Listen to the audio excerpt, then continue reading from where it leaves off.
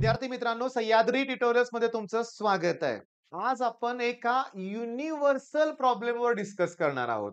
शब्द मी वापरला युनिव्हर्सल म्हणूया आपण. म्हणजे 100% मुलं जो प्रॉब्लेम फेस करतायत ना, तो प्रॉब्लेम व्यवस्थित लक्ष द्या. मी काय सांगतोय त्याच्याकडे व्यवस्थित लक्ष द्या.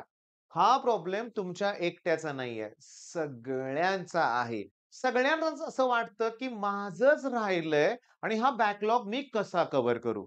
मी ऑफलाईनला अनुभव घेतो, की मी बघतो. आता गेली वर्षानुवर्ष मी बघतोय, गेली 5-6 वर्ष. मुलगा एखादं ऑनलाईन लेक्चर बघत असतो, माझंच लेक्चर बघत असतो. मी त्याला विचारतो, "आजचं लेक्चर बघितलं का?" बघा, दुपारी 4 वाजलेत आणि मी त्याला विचारतोय, "आजचं लेक्चर बघितलं का?" तर उत्तर येतं, "सर राहिलंय.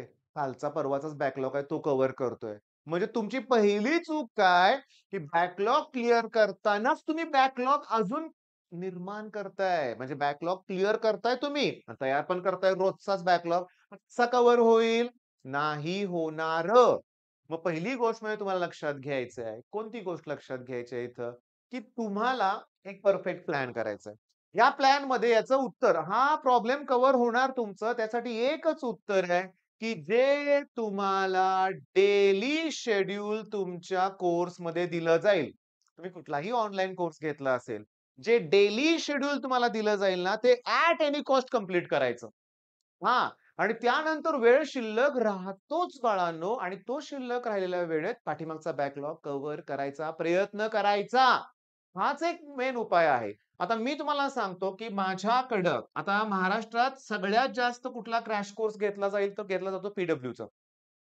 मान्यच करावं लागेल. मग जे असू दे, नीट असू दे, इव्हन एम-एस-टी, सी-ई-टी असू दे लक्षात घ्या. पी-डब्ल्यू फिजिक्सवाला अलक पांडे सर यांचाच क्रॅश कोर्स जास्तीत जास्त मुलं घेतात. हजारो, लाखोच्या संख्येनं म्हणूया आपण. लेक्चर्स एक्स्ट्राऑर्डिनरी असतात. मान्य करतोय मी. पण 3 तास, 4 तास होत नाहीये मुलांकडून. रोज 3-4 तास. अरे कोर्स घेतलाय, फी दिली, व्हायलाच पाहिजे. पण लाखो अडचणी असतात. कधी तुमची तब्येत ठीक नसेल किंवा एखादं फॅमिली फंक्शन असेल किंवा कुठं 2 दिवस फॅमिली ट्रिप असेल किंवा गावाला जायचं असेल काही कारणानिमित्त राहतं. आणि मी बऱ्याच मुलांशी बोललोय, 1 दिवस, 2 दिवस क्लास चुकला, की सगळा मूड ऑफ होऊन जातो आणि पुढं लेक्चरच बघितले जात नाहीत आणि मोठा बॅकलॉग निर्माण होतोय. म्हणजे दिलं जातंय. म्हणजे ऑनलाईन कोर्सेस आणि ऑफलाईन कोर्सेसचं कंपॅरिझन करायचं म्हटलं, तर ऑनलाईनचे ड्रॉबॅक्स जे म्हणले जातात, ते स्टुडंटमुळेच आहेत बरं का, आपल्यामुळेच आहेत लक्षात घ्या. आपणच बॅकलॉग क्रिएट करतोय.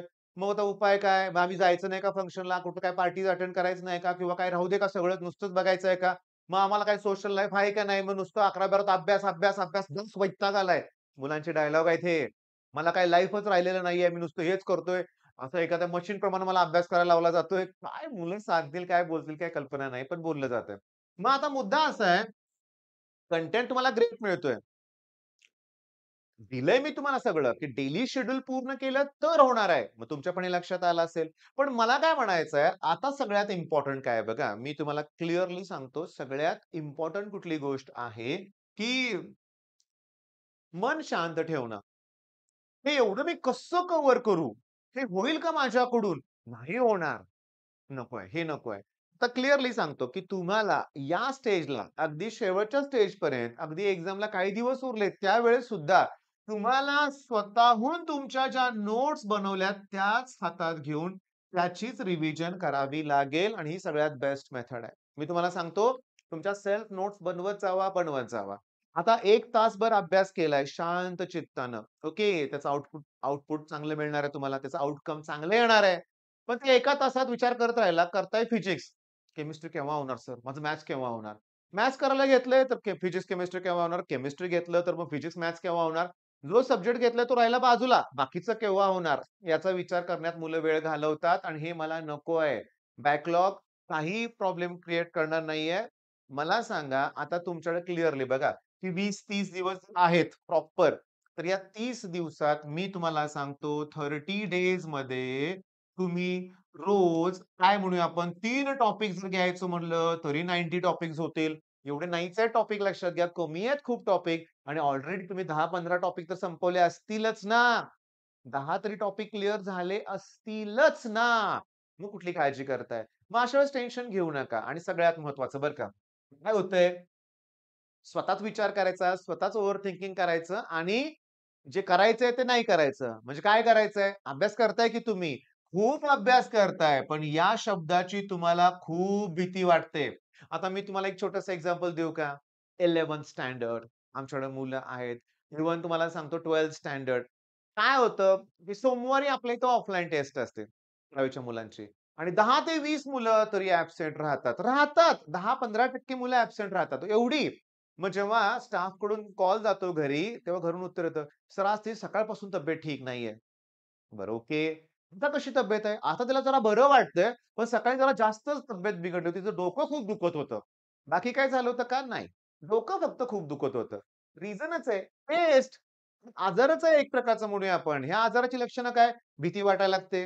ओके. धगधग व्हायला लागतं म्हणूया आपण. तणाव आल्यासारखं वाटतं आणि एंड रिझल्ट काय? या आजाराचा परिणाम काय? डोकं खूप दुखतं. पण हा आजार असा आहे लक्षात घ्या, याचं टायमिंग निघून गेलं ना, की आपोआप बरा होतो आजार हा. सिरियसली. जेव्हा तुमच्या मनातून या शब्दाची भीती जाईल, टेस्ट आहे ना, चला अभ्यास करूया.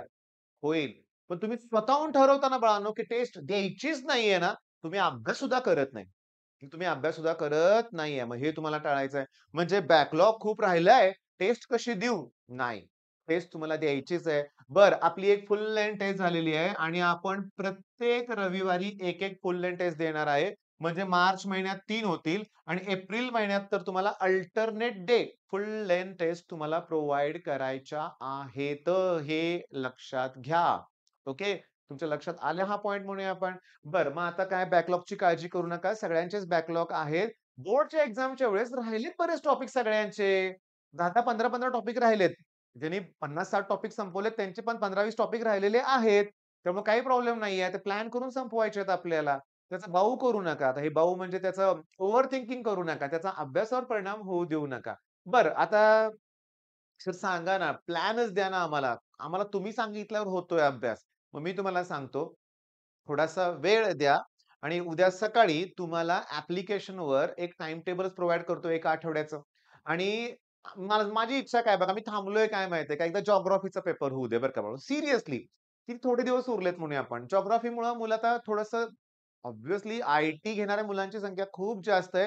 ह्याच्यामागचं कारण पण माहिती आहे तुम्हाला. सीएसला 2 पेपर द्यावे लागतात, अभ्यास करावा लागतो. आय-टीला ऑनलाईन पेपर असतो. आपल्याच कॉलेजमध्ये असतो.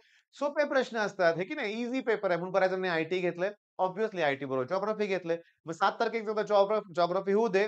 तुम्ही 8 मार्च ओके 2025 पासून 8 मार्च पासून मला फॉलो करा.